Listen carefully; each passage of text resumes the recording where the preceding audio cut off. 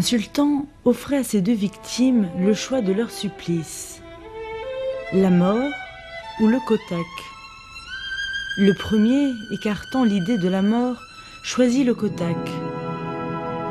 Devant le sort réservé à son compagnon d'infortune, le second implora la mort.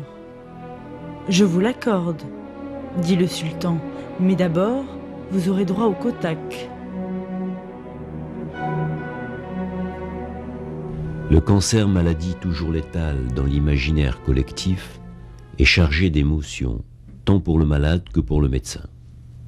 Le sujet à qui on annonce le diagnostic d'un cancer, après une phase de sidération, met en place des mécanismes de défense qui devraient lui permettre d'accepter progressivement la maladie et ses contraintes thérapeutiques. Le médecin, dans le souci d'obtenir l'adhésion du malade au traitement, pourrait lui proposer un choix qui n'en est pas un, c'est un VEL. Ma maladie qui s'est déclarée, alors vraiment, docteur, sans aucun symptôme, rien. Je suis partie en vacances en Alsace avec mon ami. J'ai commencé à avoir de fausses envies répétées à telle enseigne qu'on ne pouvait plus sortir. On faisait tous les cafés. On sortait d'un café, il fallait que je rentre dans un autre. Et jusqu'au jour où malheureusement j'ai fait du sang et mon ami a eu très peur. On devait repasser par la Champagne. Je lui ai dit, écoute, s'il y a quelque chose de grave, ça n'est plus à 48 heures. Alors, on continue notre programme. Moi, je suis comme ça. Quand quelque chose est décidé, je pensais que ça ne pouvait pas, 48 heures ou 3 jours ne pouvaient pas avoir une influence sur mon état. Hein? Un mois, oui, mais... Et alors, nous sommes partis en Champagne, nous avons vu des amis, nous avons bu du champagne, j'ai profité de la vie, j'ai passé des jours merveilleux. Et quand nous sommes rentrés, le 22 juin au matin, nous avons appelé le médecin traitant de mon ami et qui avait un toucher rectal et qui n'a rien dit, mais qui m'a fait hospitaliser le jour même. Et le docteur chirurgien de l'hôpital est passé l'après-midi à 15h et il m'a dit, madame, c'est très grave et vous allez avoir une opération longue et très mutilante. Alors tout de suite j'ai pensé à l'horreur, l'anus artificiel, et j'ai refusé. Et il m'a dit, mais madame, c'est la mort. Je dis, je suis libre de choisir. Il m'a dit, oui, bien sûr, mais vous pouvez réfléchir. Bien entendu, ça a fait son chemin. J'ai été opérée le 26, entre le 22 et le 26, j'ai quand même pensé qu'il valait mieux vivre.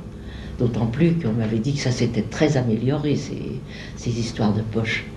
Et il m'avait dit, vous en avez peur, vous le craignez, mais vous verrez, ça s'est très amélioré. Donc j'ai été opérée le 26 juin, et mon ami a attendu le docteur, le chirurgien, qui lui a dit, voilà, elle a un cancer du rectum, mais elle est inopérable. J'ai fait ce que nous appelons un aller-retour, et ce que j'ai vu à l'intérieur est tellement... J'étais accablée. Tellement c'est effarant, le foie est pris, le ventre est pris, et si j'avais dû opérer votre amie, comme j'aurais dû le faire et j'aurais pu le faire, c'est un bassin vide que je rendais. Elle n'avait plus rien. Alors je l'ai refermée et j'ai agi comme si j'avais ou ma mère ou ma femme sur le billard. C'est ce que j'aurais fait avec elle. Alors donc, je n'ai rien demandé. Mon ami était au courant le soir de l'opération. Mais le lendemain matin, le docteur est passé. À 8h, je sommeillais, il m'a tapoté la joue, il m'a dit, madame, deux nouvelles, une bonne et une mauvaise. Alors, je dis, écoutez, docteur, moi je préfère la bonne. Je suis d'un tempérament optimiste, ça sera déjà pour ma journée. Il m'a dit, voilà, vous n'avez pas de poche. Alors je dis ça, je remercie Dieu, je suis très croyante. Je remercie Dieu de ne pas avoir de poche. Pour moi, c'était une chose mutilante et même si ça m'apporte des inconvénients, je n'ai pas de poche, c'est l'essentiel. Il m'a dit, la mauvaise nouvelle, vous êtes inopérable. Et malheureusement, ce n'est qu'une question de mois à vivre. Accablée. Le ciel me tombait sur la tête. Je n'ai rien pu lui dire, moi qui pleure difficilement. J'ai pleuré, tout simplement. Et le chirurgien est parti.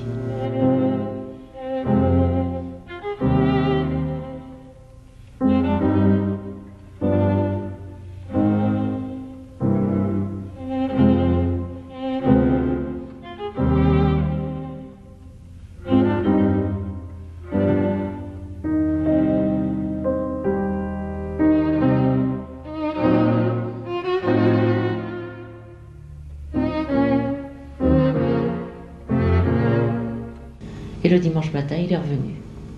Alors je dois vous dire qu'après l'opération, j'avais été enveloppée dans un sparadrap très très serré pour éviter l'éventration. Je pouvais à peine respirer et c'était vraiment très inconfortable. J'ai trouvé le moyen quand même, après son départ, de me lever, d'approcher une chaise de la fenêtre et de regarder où je me trouvais. Et je me trouvais au 4e étage de la... Et je me suis dit, qu'est-ce que je fais? Est-ce que je me balance ou est-ce que je me dis, ça va servir à quoi? J'ai un ami qui m'aime, que j'aime, avec qui je m'entends très bien. La science fait des progrès tous les jours. Pourquoi pas trouver un remède, trouver quelque chose qui me... Alors je suis revenue sagement dans mon lit. Et quand le chirurgien est passé le dimanche matin, il me dit, alors comment vous avez digéré ce que je vous ai dit? J'ai dit, écoutez docteur, voilà, j'ai approché une chaise. Et puis je me suis demandé si je me balançais par la fenêtre et si j'en finissais. Oh, il me dit, ça aurait été idiot, parce que vous auriez toujours votre cancer, vous vous seriez sûrement raté, et vous seriez peut-être dans une petite voiture. Et voilà.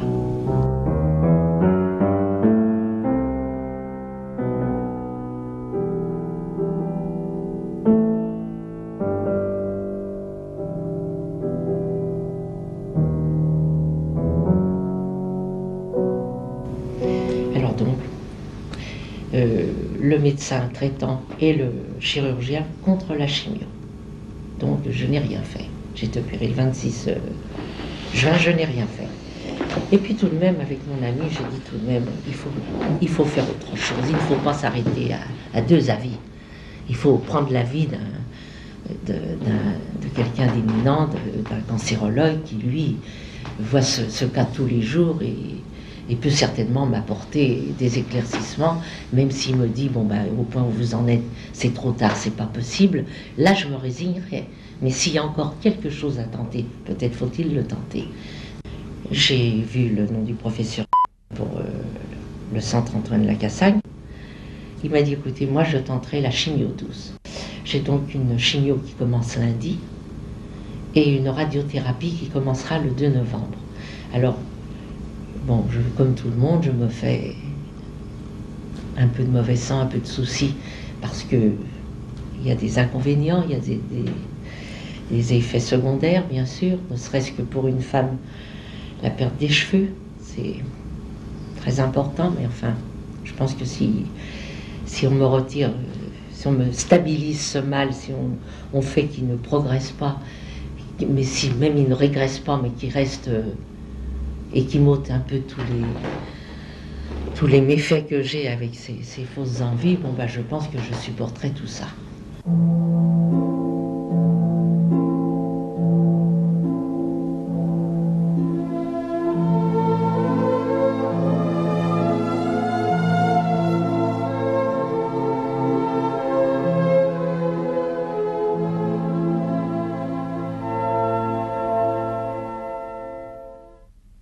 Ce que demande un malade, je crois, c'est de savoir, peut-être pas brutalement, comme l'a fait le chirurgien, parce que ça, c'était un peu brutal, mais de savoir, oui, je crois qu'il faut savoir. Il ne faut pas se faire l'autruche, et puis la politique de l'autruche, ça ne réussit pas. Je crois qu'il faut avoir les choses en face, et puis faire front, et puis ne pas baisser les bras. Voilà, moi c'est mon terme, ne pas baisser les bras.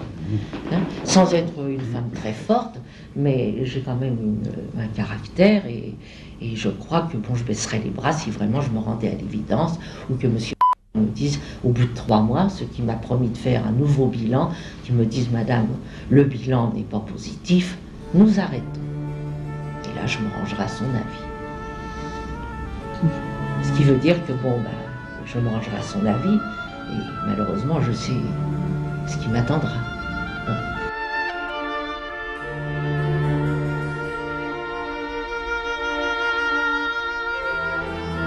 Mais ce que moi je redoute, c'est pas la mort, c'est la souffrance.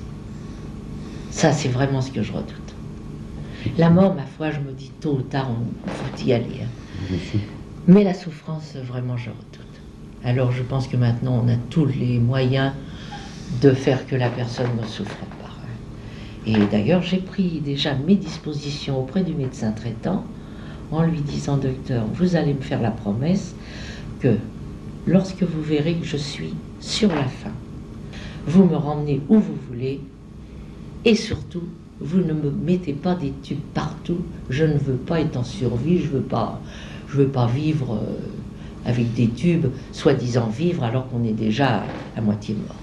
Laissez-moi mourir tranquille, sans rien. Alors, il m'a promis que oui, il le ferait et je suis tranquille.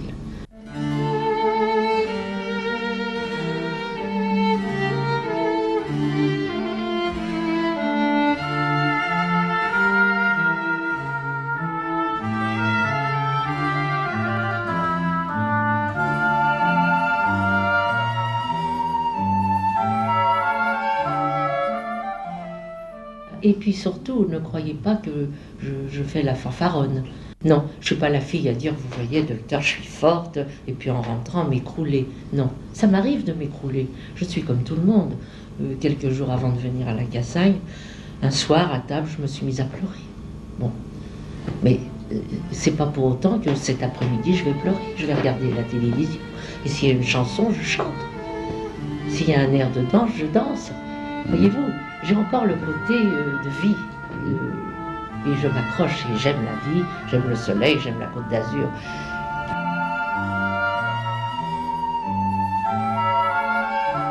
Je lui ai reproché surtout de me l'avoir dit le lendemain matin, avant que je revoie mon ami. Il me l'aurait dit avec ménagement, ou tout au moins il aurait laissé mon ami me voir, puisque ça s'est passé le soir. Et il me l'a annoncé le lendemain matin, donc mon ami revenait que l'après-midi, le lendemain après-midi. Il aurait laissé Roger me dire tranquillement les choses, sans peut-être pour autant me les dire brutalement. Je crois que j'aurais été reconnaissante. Et que lui, après, je lui dise, docteur, dites-moi exactement ce qu'il en est, et que ce soit moi qui lui pose la question. Voilà ce que j'aurais aimé.